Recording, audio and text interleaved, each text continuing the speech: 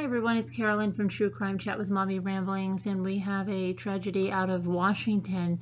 We have a mental health professional who murdered her 7-year-old twin girls before taking her own life this past weekend. So let's take a look at what's going on here. So a mental health professional who offered healthy coping skills for couples, families, and children was discovered deceased in her Washington home after having allegedly shot her twin daughter, 7 years old, and then turned that gun on herself. 55-year-old Michele Boudreau Deegan was a marriage and family therapist in Bellingham, Washington, and that's a city about an hour out of Seattle. She had allegedly been involved in what they suspect was a custody dispute over their children, and a roommate, unnamed resident at the multi-level building where the bodies were found, reported finding his landlord and her 2 children deceased in an upstairs bedroom on Saturday, October 24th. Now, officials surmise that Deegan's custody battle was the primary motive behind the murder-suicide, but they're not currently releasing more information into the incident pending final autopsy results. Michele Deegan had a bachelor's degree in social work and a master's degree in professional counseling, and that is according to the official website for Rising Sun Health and Wellness. She specialized in marriage and family therapy while attaining her doctorate of psychology. Deegan was a member of the National Board of Certified Counselors, the American Counseling Association, and the American Mental Health Counselors Association. Now on that website, she used the name Dr. Michele Boudreau Angelis. Now, I'm going to tell you that this information is evolving as we speak, and I've scoured numerous news articles, police press releases, Facebook, social media, so there may be some overlapping information I'm giving you, but I'm just trying to get as much as I can to put together the pieces of this puzzle. And we're going to look at her social media too, and I have those pages, so just bear with me here. Now, the Whitcomb County Sheriff's Office said in their press release on October 24th that Deegan, 55, shot and killed her twin daughters while they slept on the evening of October 23rd. Now, remember that date, October 23rd, because when I show you some social media pages, that's going to be very important. She then turned the gun on herself, police said. This horror unfolded in a home in Sudden Valley, located about 115 miles north of Seattle. Police responded to the home at about 1:15 p.m. on October 24th. The family was initially discovered by the woman's tenant, and police described the home as a multi-level residence. Authorities believe that Michele Deegan was involved in a custody dispute involving her daughters at the time of her death. And the press release added, at this time, the sheriff's office is not releasing any further information in regards to the incident, pending final autopsy results and the completion of the investigation. Now, the most recent visible post on Deegan's Facebook page, and I am going to bring that up, is October 23rd, and you'll see multiple October 23rd posts of articles. But she shared an article about narcissistic parents are literally incapable of loving their children. And that was the same day Deegan shared a video on her page titled Narcissistic Parenting, a Setup for Suicide. And I'll show you that too. In a section on Michele's website titled Anger and Violence, she wrote, violence is not an expression of anger, but a strategy to maintain power in a relationship. And another section on that same page said, violence is a tactic used in a relationship. The section goes on to list threatening divorce, taking the children, suicide, and violence as non-physical indicators, and violence, no contact. Okay, so here's her lifespan site, and you'll see Boudreau Deegan M. It says a Psych D. I work from an empowerment model. My goal is to teach clients new ways of perceiving their problems, healthy coping behaviors for responding to their problems, and healthy attitudes and communication skills for working with their families, partners, or work environment so they can make changes in their own life. I am an oppression-sensitive therapist. I take into account my client's strengths, work from mutual respect model, and recognize that a person's gender, ethnicity, sexual orientation, class, race, religion, and health all impact how he or she perceives and experiences an issue. Lifespan integration has been an incredibly effective healing tool that has broken through many seemingly intractable issues a person carries when they walk into my office. From early childhood to more recent or current trauma, attachment difficulties in past or present relationships, anxiety and depression, or a feeling of, hey, I don't feel good about myself in general situations. LI has become life transforming. I'm excited to offer LI among the many other methods I use to work with people. Please see my website for many other tools I use to help people live their best life.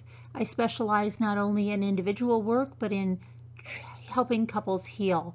When working with couples and relationship issues, I prefer the Gottman method, a scientifically based marital therapy that is highly interactive, educational, challenging, and couples often discover that counseling can be very reviving. Using a compassionate and direct approach, I help couples recognize their strengths as they learn to repair old hurts, rebuild their friendship, and deepen their connection.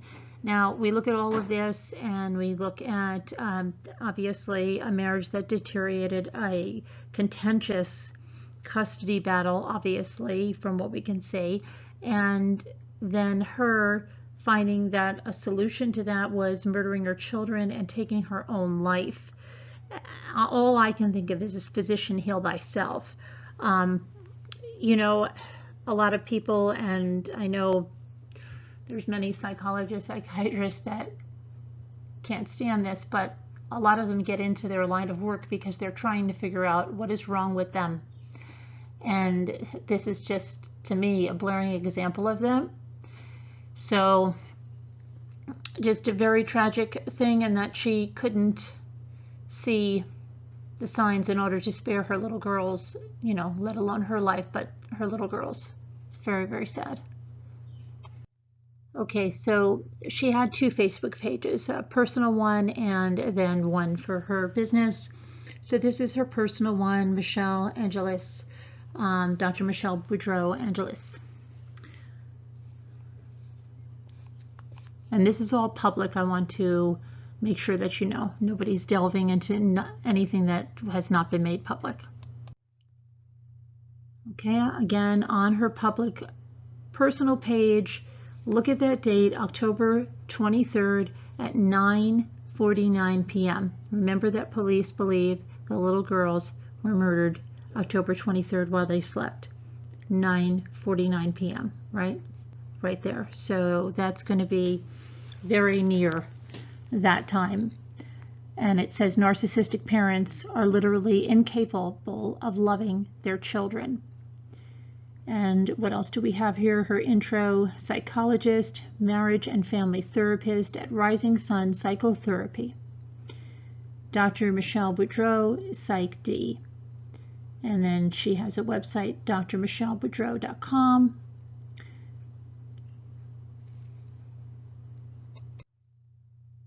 Here we have another post just a few minutes earlier, October 23rd, 9:46 p.m. from Psychology Today, narcissistic parents' psychological effect on their children. Narcissistic parents will never understand the breadth of their impact on kids. Here are some photos from that page, and you see the two little girls. Now, I just want to make an observation that her age of 55 years old with 7-year-old twins, the chances that she conceived those children naturally are pretty much nil. So she could have frozen her eggs and had them frozen and carried the children, or she could have had a surrogate carry them, or they could not be genetically related to her at all, and she used donor eggs. There's a lot of possibilities, but that she conceived them naturally is very, very slim at her age. And again, that just goes to saying, you know, here's a woman 55 years old that had this chance to have these children in her life and seemed to be well educated, and somebody might look at her and say, oh wow, you have it all, and look where she is now. So it just goes to show you, appearances, you really don't know what's going on in someone's life.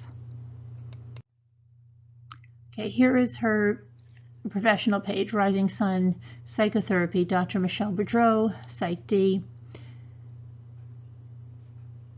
And I'll read this on the other page. She is now offering telehealth appointments, and that was on May 2nd. That's her pin post. But on her professional page on October 23rd, now this is in the morning, 8:10 a.m., narcissistic parenting, a setup for suicide. That's a YouTube video, okay, by Dr. Judy WTF. And we'll click right through to that YouTube video that she watched or had watched before, but thought to post that the morning of the day that she murdered her children. And here's what is on that website. So I work from an empowerment model. My goal is to teach clients new ways of perceiving their problem, healthy coping behaviors for responding to their problem, and healthy attitudes and communication skills for working with the family, their families, partners, or work environment so they can make changes in their own life. I am an oppression-sensitive therapist. I take into account my clients' strengths, work from a mutual respect model, and recognize that a person's gender, ethnicity, sexual orientation, class, race, religion, and health all impact how he or she perceives and experiences an issue. When working with couples and relationship issues, I prefer the Gottman method. This is the same as what was on that other page, but just so you see that she's talking again about the lifespan integration, the LI, and LI therapy facilitates rapid healing in people of all ages and is effective with a wide range of therapeutic issues. Too bad it didn't help her out there. Here's another post. Again, look at the date, October 23rd, 8:09 a.m. This is in the morning of when they allege that she killed her children. Suicide, impact of narcissistic abuse, and recovering from it. And then we have October 23rd, 8:06 a.m. Depression and suicidal thoughts caused by narcissistic relationships.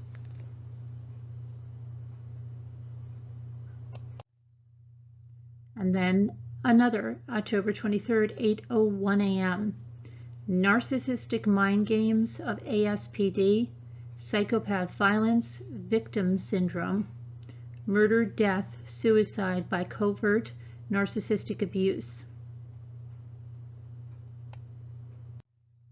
And this is that article, so we're going to look at this.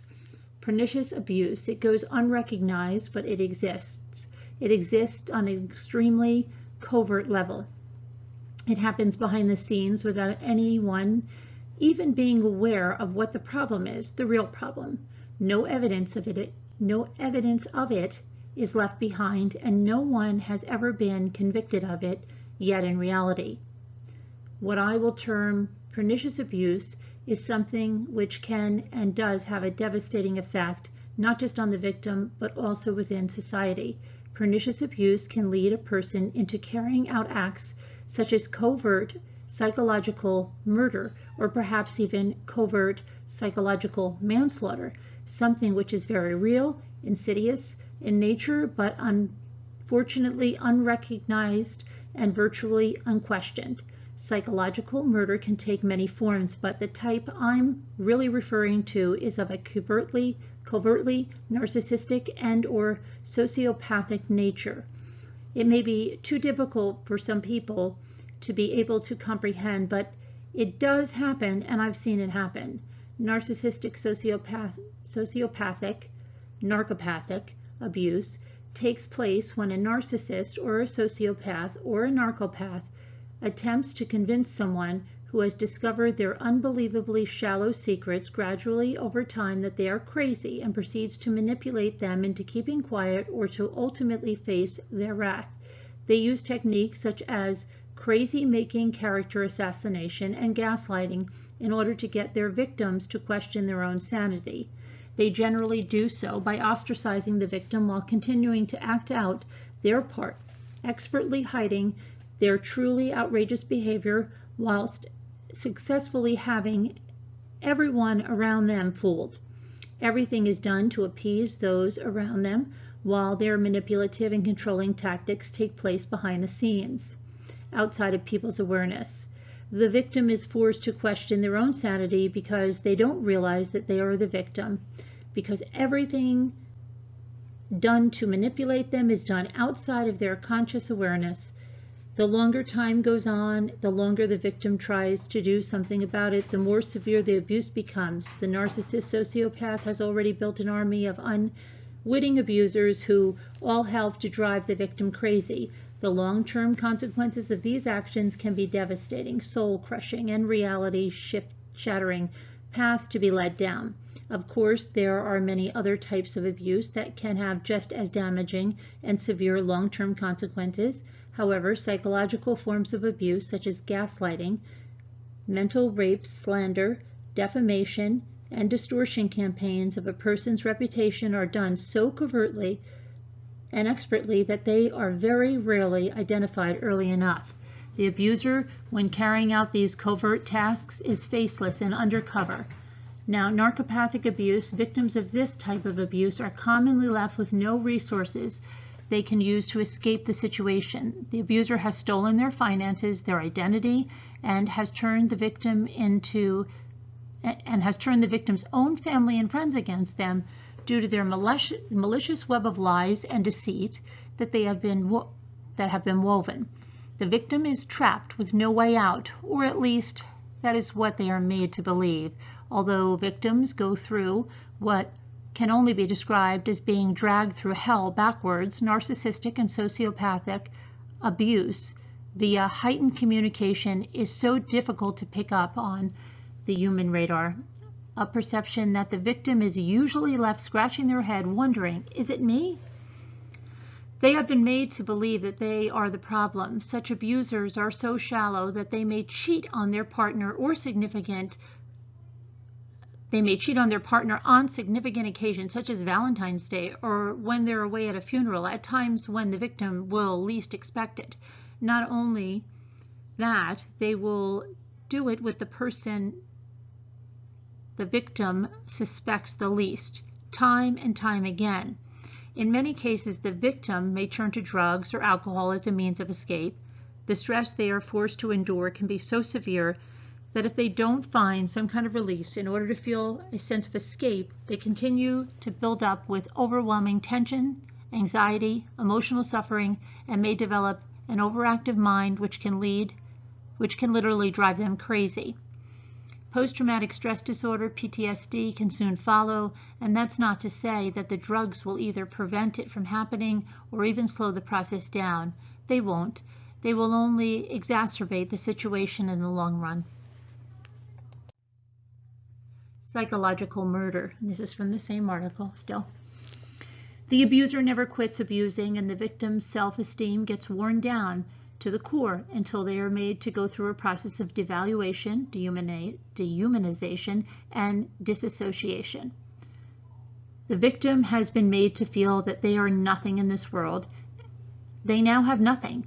They now have no meaning and nowhere to go. Nobody wants them anymore except for the narcissist sociopathic abuser who can now use the victim as their emotional mental slave.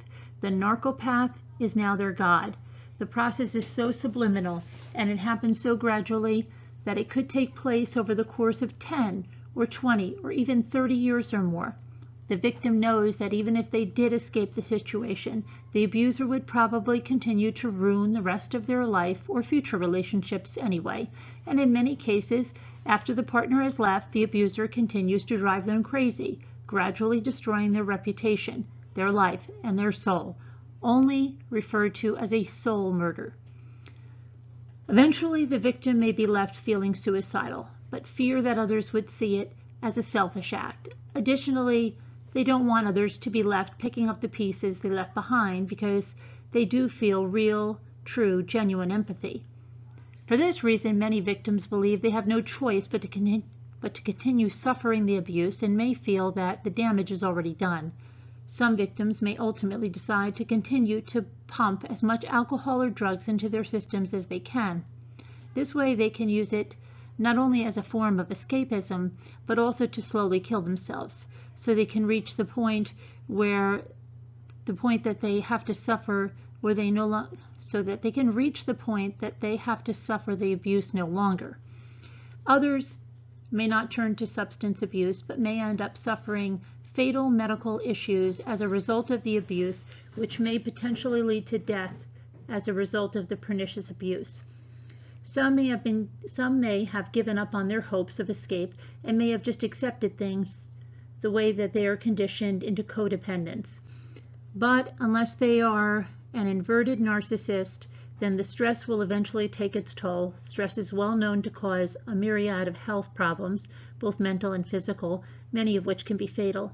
Ultimately, the victim takes the knowledge of their covert psychological murder to the grave, which forever remains a secret inside the mind of the abuser.